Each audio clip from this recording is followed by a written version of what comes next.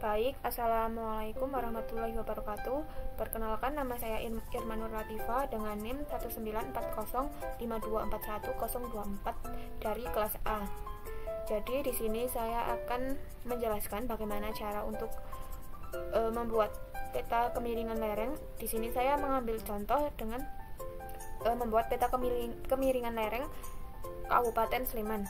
Nah, sebelum kita membuat peta kemiringan lereng ini, kita perlu mendownload atau menyiapkan dulu peta dengan format SHP, yaitu peta administrasi dan peta kontur yang menggunakan shapefile line atau garis.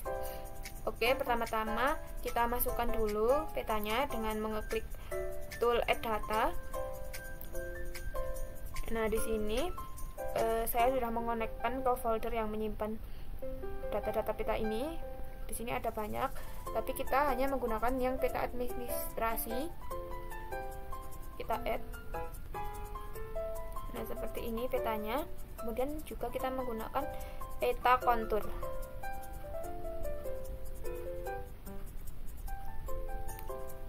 Nah, seperti ini. Jadi peta yang kita gunakan itu hanya yang menggunakan shapefile lainnya, jadi hanya berupa garis-garis seperti ini saja.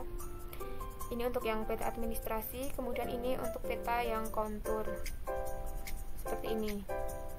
Nah, bisa dilihat ini di peta konturnya, bagian yang renggang seperti ini tuh menggambarkan jika di wilayah sini wilayahnya itu landai, sedangkan yang konturnya seperti ini berdekatan atau sempit itu menggambarkan kalau wilayah di situ tuh curam.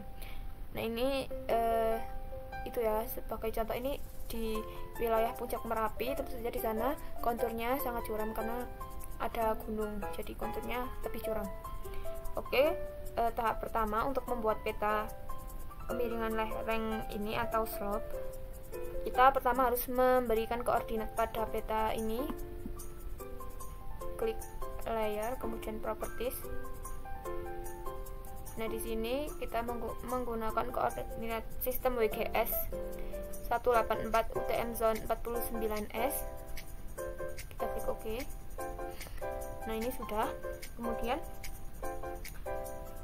selanjutnya caranya yaitu dengan klik search topo to raster. Nah, di sini kita menggunakan yang spatial analysis. Oke, di sini untuk input fiturnya kita gunakan semuanya, yaitu peta administrasi dan peta kontur. Kita masukkan semuanya. Nah, kemudian kita klik OK dan kita tunggu. Nah, ini sudah terbentuk ya topo to raster. Kita jadikan ini sebagai peta raster. Hasilnya seperti ini.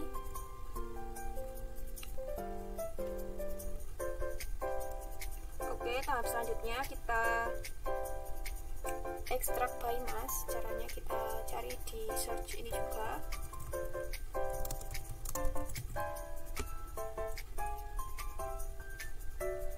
Oke, kita pakai yang ini, spatial analysis. Kita input yang peta topo dan kita masukkan yang administrasi untuk input rasternya. Kemudian kita klik OK. Oke, nah di sini sudah kelihatan ya teman-teman, seperti ini.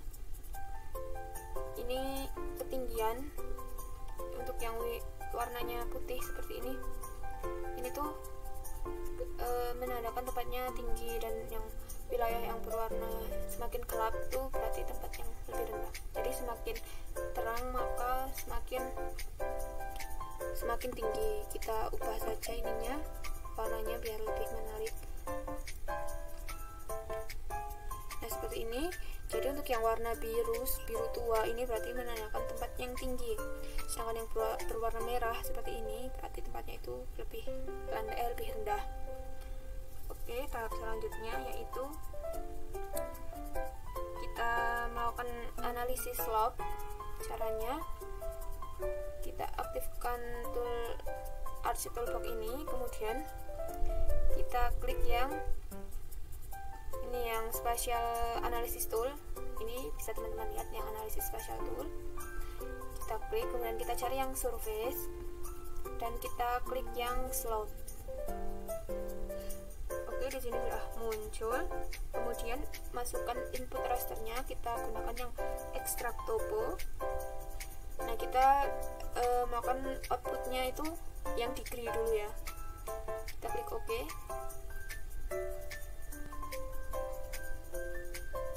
Oke, jadi ini sudah keluar yang degree. Bisa dilihat seperti ini. Nah, ini tuh menggambarkan kemiringan lereng di wilayah tersebut. Jadi kalau yang berwarna hijau ini kemiringan lerengnya tuh lebih landai. Nah, kemudian untuk yang berwarna merah seperti itu menandakan tempatnya tuh lebih curam atau terjal, yang berwarna merah seperti ini. Yang hijau tuh datar, jadi semakin merah berarti semakin terjal, seperti itu. Oke, kita lakukan analisis berikutnya.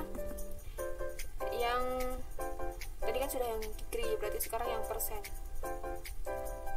Kita masukkan yang persen. Jadi di sini ada dua pilihan, mau yang degree atau yang persen. Kita lakukan dua-duanya. Kita klik OK dan tunggu prosesnya. Oke, di sini juga sama.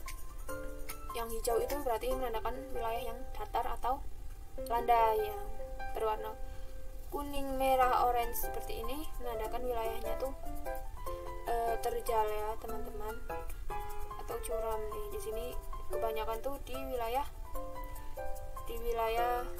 gunung.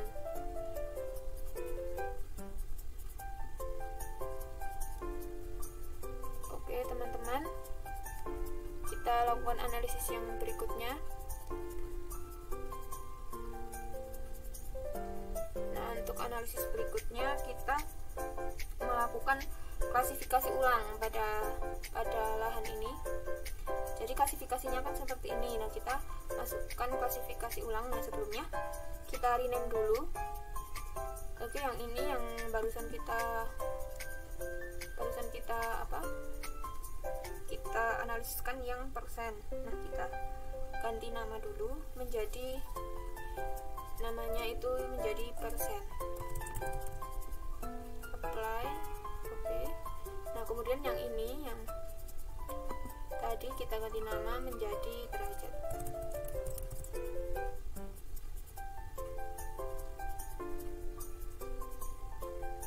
Nah, sudah.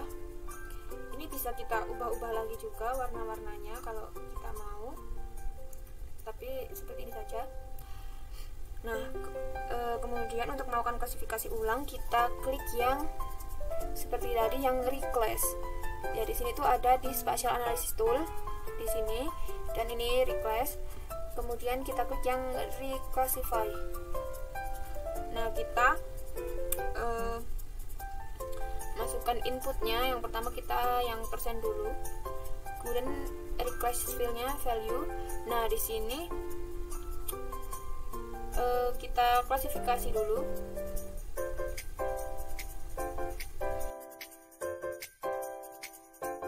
Ini kita klasifikasikan. Jadi yang untuk yang persen itu di sini kita buat dua, kemudian ini 7, di sini 15, kemudian di sini 30, kemudian di sini 70, dan di sini 140 ya. Oke, kita klik oke. Nah, ini sudah terklasifikasi menjadi 7 value saja. Kita klik oke. Nah, ini udah muncul ya petanya teman-teman. Nah, jadi itu seperti ini jadinya. Kita ganti dulu warnanya.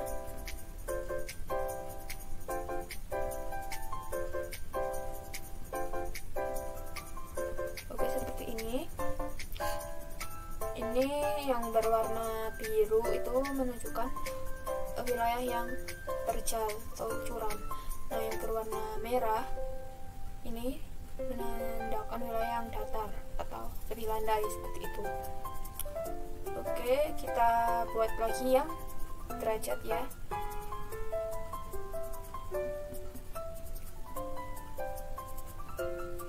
Value sama kita classify. Di sini kelasnya 7, jadi sama. Untuk yang derajat di sini 2, kemudian 4, kemudian 8, 16, 35, dan 55. Oke, kita klik OK. Ini sudah terklasifikasi menjadi 7 nilai. Kita klik OK. Nah, ini sudah keluar. Kita tunggu prosesnya.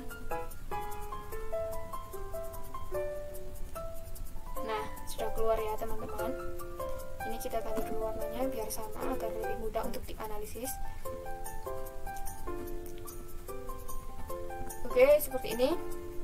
Kurang lebih hampir sama, karena ini tuh hanya berbeda pada derajat dan persennya, namun kurang lebih sama ya, hampir sama. Jadi perbedaannya tuh sedikit sekali antara menggunakan analisis dengan persen atau derajat.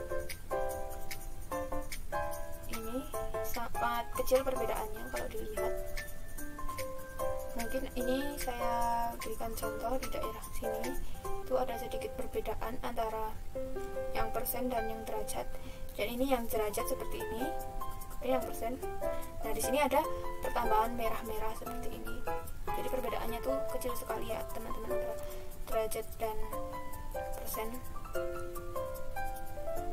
Nah, seperti itu perbedaannya. Jadi kurang lebih hampir sama. Oke, baik. Sekian tutorial ini, tutorial membuat peta kemiringan lereng atau kemiringan lahan. Jadi bisa kita simpulkan atau kita analisis bersama, untuk di wilayah Kabupaten Sleman ini yang wilayah bagian utara itu lebih banyak wilayah-wilayah yang terjal atau curam, karena memang di sana itu merupakan wilayah lereng gunung api, yaitu Gunung Merapi. Sedangkan di bagian bawah atau bagian selatan ini banyak wilayah-wilayah yang lebih landai atau lebih datar, meskipun ada juga beberapa wilayah yang lumayan terjal seperti ini, karena memang wilayah ini tuh sudah jauh dari lereng Merapi seperti itu. Nah, baik, sekian tutorial dari saya, kurang lebihnya mohon maaf. Wassalamualaikum warahmatullahi wabarakatuh.